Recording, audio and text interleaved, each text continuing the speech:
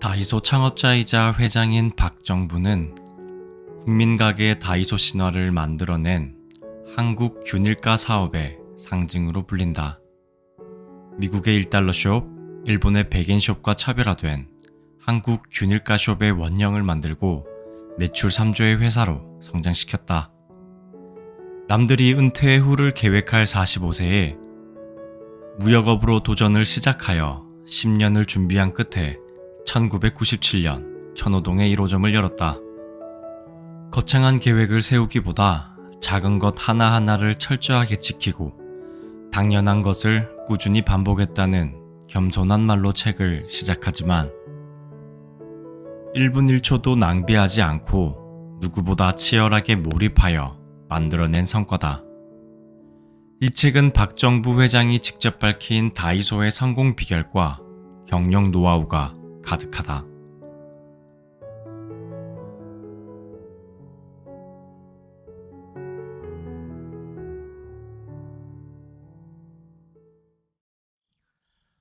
프롤로그.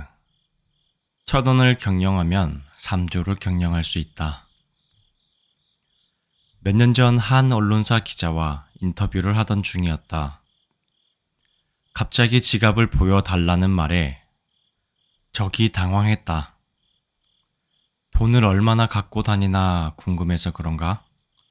현금 쓸 일이 많지는 않지만 그래도 꽤 넉넉히 갖고 다니는 편이었다. 나는 외투에서 지갑을 꺼내 열어보였다. 기자는 뭔가 찾으려는 듯 고개를 숙여 지갑 속을 들여다보았다. 아, 여기 있네요. 1,000원짜리 서너 장을 확인하고 기자는 자신의 생각이 틀리지 않았다는 듯 만족스러운 미소를 지었다. 1,000원짜리를 갖고 다니시나 해서요. 인터뷰 내내 1,000원짜리 상품의 가치에 대해 줄기차게 강조해놓고 혹시 지갑 속에 고액권만 두둑히 놓고 다니는 것은 아닌지 궁금했던 모양이다. 나는 지폐 사이에 꽂아 놓은 것 말고도 신분증 사이에 딱지처럼 접어둔 1,000원짜리도 꺼내 보여주었다. 언제부터인가 지갑 속에 1,000원짜리 지폐 한두 장을 부적처럼 꼭 넣어 다니는 버릇이 있었다. 남들이 보기엔 하찮을지 몰라도 균일가 숍을 하는 내게 1,000원은 특별했기 때문이다. 1,000원의 힘. 현재 우리나라에서 화폐로 사용되는 것은 지폐 4종과 동전 4종이다. 동전은 거의 쓰임이 없다 보니 지폐의 최소 단위인 1,000원권이 많이 사용된다. 1,000원은 그만큼 경제의 바탕이 되는 돈이기도 하다. 신용카드로 대부분 결제하는 요즘이지만 막상 1,000원짜리가 없어 불편한 적이 한두 번쯤 있었을 것이다. 지금은 많이 개선됐지만 구형 자판기의 지폐 투입구는 1,000원짜리 지폐만 인식했다. 자판기에서 음료수를 하나 뽑아 먹거나 지하철 탑승권을 끊을 때, 음식점 주차장에서 발레파킬 수고비를 지불할 때도 1,000원짜리 몇 장을 갖고 있으면 아주 요긴하다. 그만큼 많이 사용하다 보니 다른 지폐에 비해 1,000원은 너덜너덜하다. 주머니에 꼬깃꼬깃 넣어두기 일쑤였고 옛날에는 급할 때 전화번호나 이름을 적기도 한다. 이래저래 몸으로 때우며 험한 꼴도 많이 본 지폐다. 마치 굳은 살이 박히고 손일을 많이 하신 우리 어머니의 주름진 손 같다. 그래서 나는 1,000원을 좋아한다. 1,000원이야말로 성실함이 무엇인지, 땀이 무엇인지 보여주기 때문이다. 사람들이 흔히 내게 묻는다. 어떻게 1,000원짜리 팔아서 3조 매출을 할 수 있죠? 아성 다이소가 눈부신 성장을 한 것은 사실이다. 97년 첫 매장을 연 후 25년 동안 약 1만 배 이상 성장했고 현재까지 단 한 번도 단기 순손실을 기록한 적 없으며 코로나19로 어려운 상황에서도 꾸준히 사랑받았다. 물론 탄탄대로만 달려온 것은 아니다. 휘청인 적도 있었다. 그러나 그 모든 것을 이겨내고 여기까지 올 수 있었던 것은 바로 1,000원의 힘 때문이었다. 만리장성도 벽돌 한 장에서 시작되었듯 3조 매출도 1,000원짜리 한 장에서 비롯되었다. 10만원짜리 상품은 한 개만 팔아도 매출이 10만원이지만 1,000원짜리 상품은 100개를 팔아야 10만원이 된다. 100번 더 움직이고 100번 더 진열하고 100번 더 계산하고 100번 더 닦아야 가능한 일이다. 내게 1,000원이란 이처럼 매 순간 흘려야 하는 땀방울이고 그 땀방울이 만든 성실함이자 정직함이다. 기술이나 요행으로 되는 일이 아니다. 정직하지 않고 성실하지 않았다면 절대 얻을 수 없는 성취다. 2002년 1억 불 수출의 탑을 받았을 때 인터뷰에서 이런 이야기를 했다. 1억 불을 수출하겠다는 생각은 처음부터 해본 적이 없다고. 30센트, 40센트짜리가 모여 어느 날 1,000만 불, 2,000만 불이 되었고 5천만 불, 1억 불이 되었을 뿐이다. 연매출 3조를 해야지 라든가 매장을 1,500개 오픈해야지 하는 목표도 세워본 적 없다. 그저 좋은 공간이 있으면 매장을 열었고 팔릴 만한 상품이 있으면 개발하면서 앞만 보고 달려왔다. 거창한 계획을 세우기보다 작은 것 하나하나를 철저하게 지키고 당연한 것을 꾸준히 반복했던 것, 그것이 오늘날 아성다이소를 있게 한 원동력이다. 1,000원 한 장에 올인하다. 얼마 전 어느 조사에서 20대 소비자에게 가장 사랑받는 브랜드로 다이소가 뽑혔다. 참으로 반가웠다. 하지만 반가운 마음과 함께 걱정스러운 마음도 든다. 흔히들 요즘 젊은이들을 7포 세대라고 한다. 연애, 결혼, 출산, 내 집 마련, 인간관계, 꿈, 희망을 포기한 세대. 그래서 이번 생은 망했다를 줄인 이생망이란 말도 유행이다. 수많은 젊은이가 정직하고 성실하면 나만 손해보는 것 아닌가요? 노력한다고 그만큼 결과가 나오나요? 하고 의심한다. 나라의 미래를 짊어진 이들이 패배감과 상실감에 젖어 있다는 이야기를 들을 때마다 기성세대로서 무척 마음이 아프고 일말의 책임감도 느낀다. 흙수저였던 내가, 아니 흙수저 정도가 아니라 무수저로 남들은 다 퇴직하는 45살에 맨손으로 사업을 시작한 내가 다시는 일어설 수 없을 것 같던 내가 성공했다면 지금과 같은 어려운 시기를 지나는 젊은이들은 더 잘 해낼 수 있지 않을까? 누군가 내게 이 일을 어떻게 해내느냐고 묻는다면 자신 있게 대답할 수 있다. 다름 아닌 1,000원 한 장에 올인했다고. 1,000원을 위해 정직하게 땀 흘렸던 것이 비법이었노라고.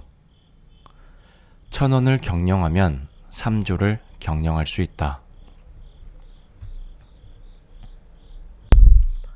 마진이 아니라 만족을 좇아라.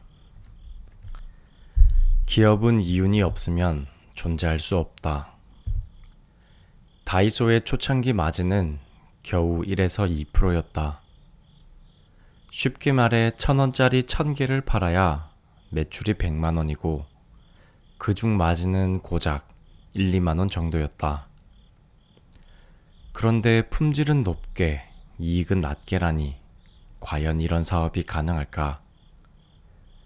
시류에 따라 적당히 이윤을 좇으려 했다면 이 사업을 시작하지도 않았다. 이 사업은 마진을 쫓는 순간 망하기 때문이다. 그러면 다이소는 어떻게 이윤을 만들어 왔을까? 처음부터 다르게 접근했다.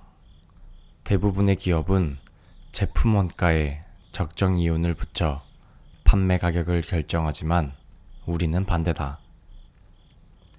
소비자가 만족할 수 있는 판매 가격을 먼저 결정한 후 어떻게든 상품을 개발했다. 냉장고에 코끼리 집어넣기 혹은 신데렐라 언니가 신데렐라 구두에 발을 맞추는 것과 같다. 그러나 나에겐 확고한 신념이 있었다. 상품이 싸고 좋으면 고객은 반드시 온다는 것. 10만 명에게 10%의 이익을 남기기보다는 100만 명의 선택을 받는 좋은 물건을 만들어 이윤을 남기자는 것이 내 생각이었다. 이윤을 먼저 추구하기보다는 싸고 좋은 물건으로 많은 고객이 찾아오도록 하여 매출을 일으키자는 전략이었다. 원가가 올랐다고 덩달아 상품 가격을 올리기보다는 그럴수록 유통 과정의 거품을 없애고 비용을 최소화해 가격과 품질을 유지하자는 것이 우리의 전략이다. 나아가 고객이 상품에 대해 느끼는 가치를 훼손하지 않는 범위에서 포장을 최소화하고 디자인을 단순화해 원가를 절감하자는 것이 우리의 기조다. 그래서 핵심 기능에 더욱 집중했다. 집중이란 무엇인가? 덜어내고 또 덜어내는 것이다. 복잡함을 빼고 기분에 충실하는 것이다. 그러다 보니 방법을 찾을 수 있었다. 복잡함을 덜어내고 오로지 기분에 몰두. 이것보다 더 작게 만드세요. 애플에서 아이팟을 개발할 때의 일이다. 스티브 잡스는 개발자들이 가져온 아이팟 시제품을 보면서 더 작게 만들라고 지시했다. 하지만 개발자들은 난색을 표했다. 그건 도저히 불가능합니다.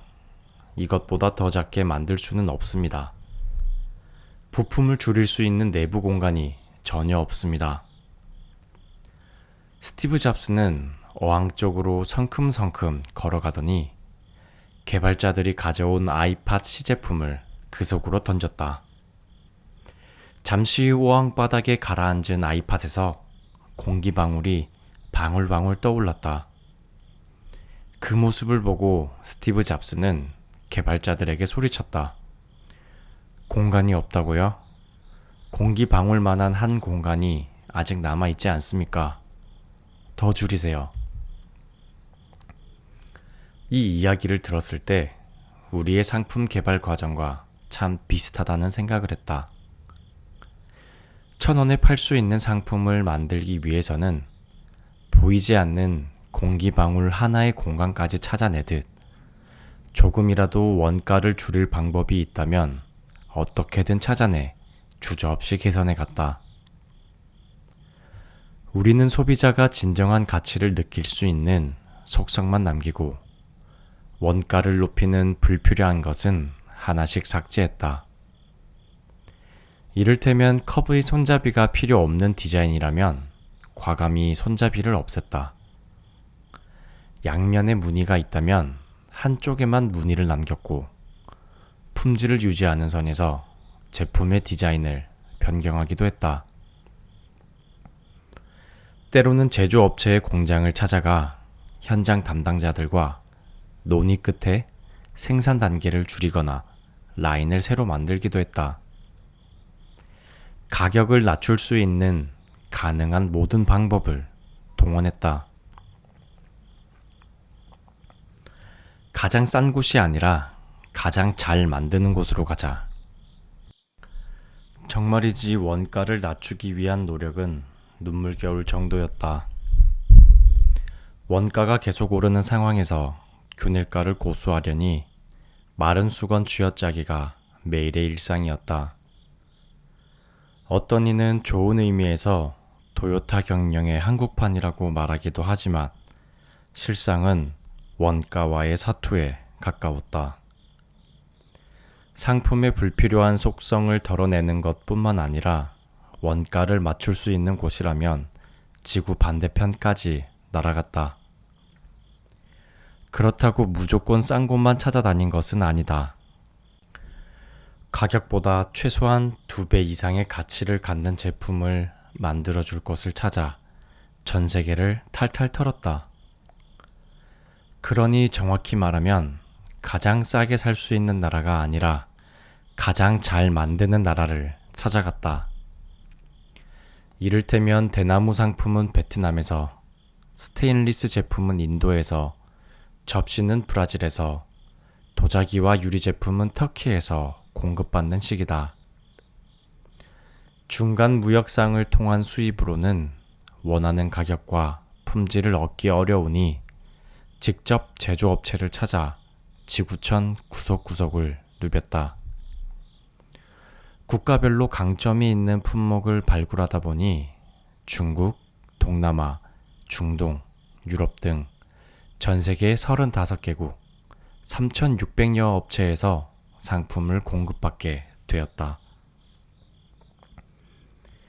한 번은 플라스틱 바구니의 가격을 10원 깎기 위해 6개월 동안 꿈쩍도 하지 않은 일도 있었다. 결국 협력업체가 두 손을 들었고 그 제품은 베스트셀러가 되었다. 또 2007년에는 루미낙이라는 브랜드로 유명한 프랑스 회사 아크 본사를 찾아가서 유리잔을 30센트에 맞춰달라고 했다. 공장장과 판매 책임자는 황당하다는 듯 처음엔 대꾸조차 하지 않았다. 그러나 유리 제품의 공정을 잘 알고 있던 나는 야간에 가동하지 않는 설비를 활용하는 방안을 제시했다. 또 고가 이미지를 가진 루미낙 브랜드를 노출하지 않고 메이드 인 프랑스만 표기하겠노라고 약속했다. 아크 측은 그제야 내게 관심을 보이기 시작했다. 난 가격을 조금 올려 승부수를 던졌다. 40센트로 하시죠. 대신 이윤이 날 만큼 대량 주문할게요. 그렇게 들여온 유리컵 등 10여 종의 유리 제품은 날개 돋친 듯 팔렸다. 소비자들은 미처 몰랐을 것이다. 프랑스산이라고만 표기되었던 그 유리컵이 루미낙으로 유명한 아크의 제품이었다는 것을.